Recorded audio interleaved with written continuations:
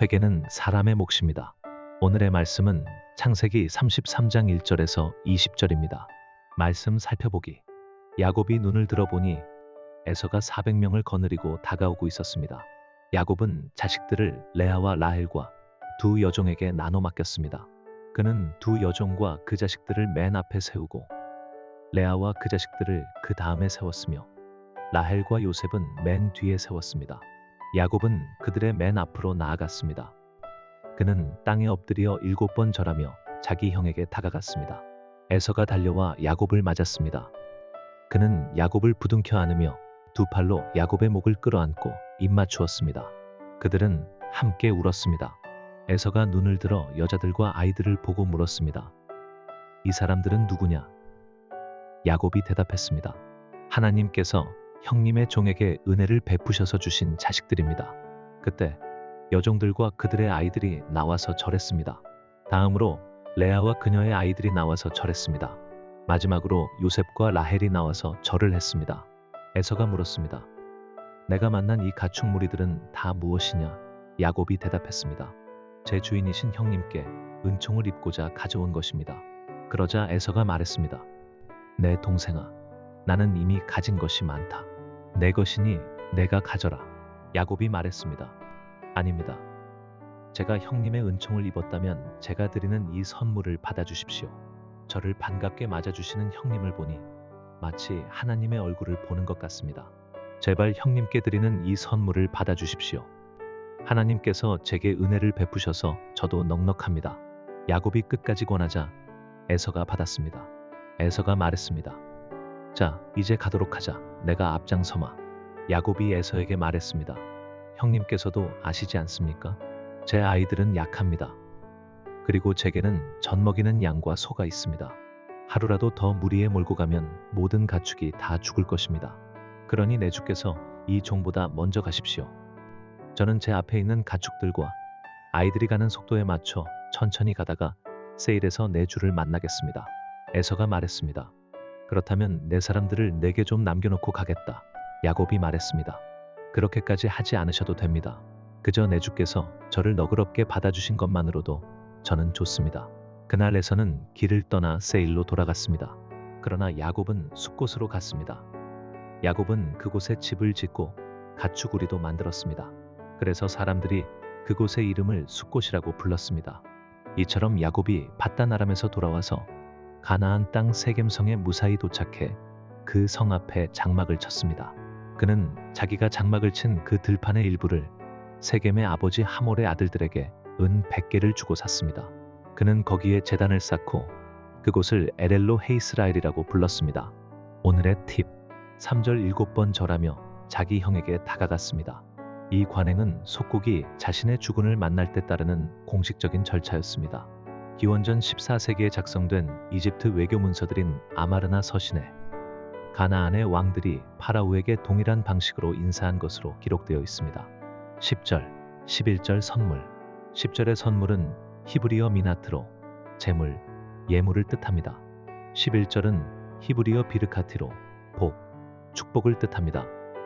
히브리어 직역 성경은 11절을 당신에게 드려진 제 복을 받으십시오 라고 번역하고 있습니다. 18절 세겜, 어깨라는 뜻이며 그리심 산과 에발산 사이의 골짜기에 있는 성읍입니다.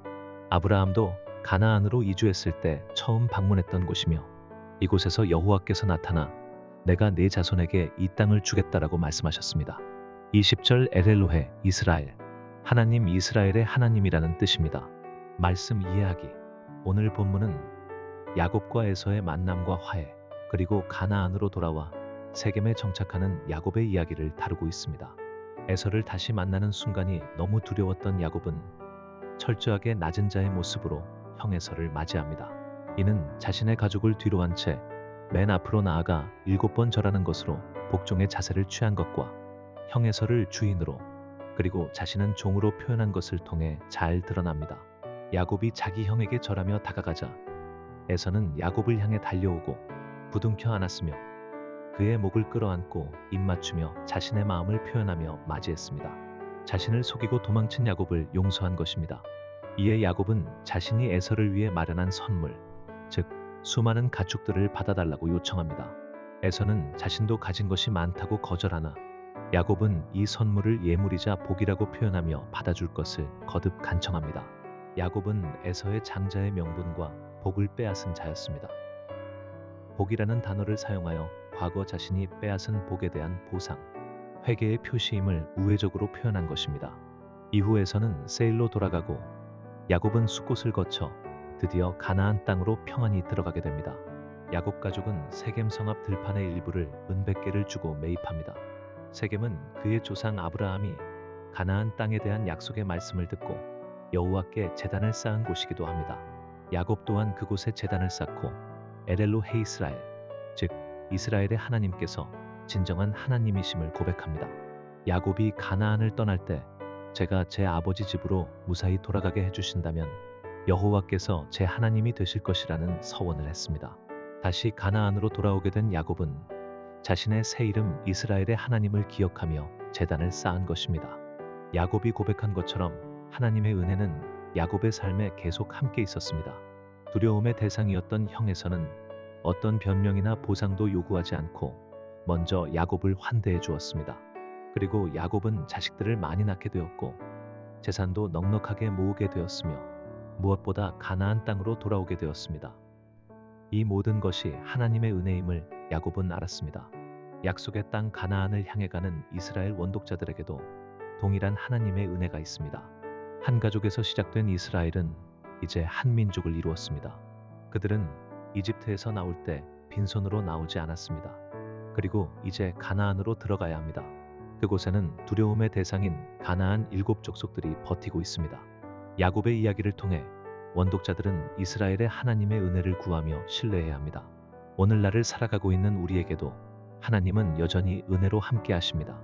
지금도 여전히 자신의 말씀대로 신실하게 역사하고 계시는 분이십니다. 우리 주님은 어제나 오늘이나 영원토록 동일하시기 때문입니다. 그렇다면 우리는 어떻게 행동해야 할까요?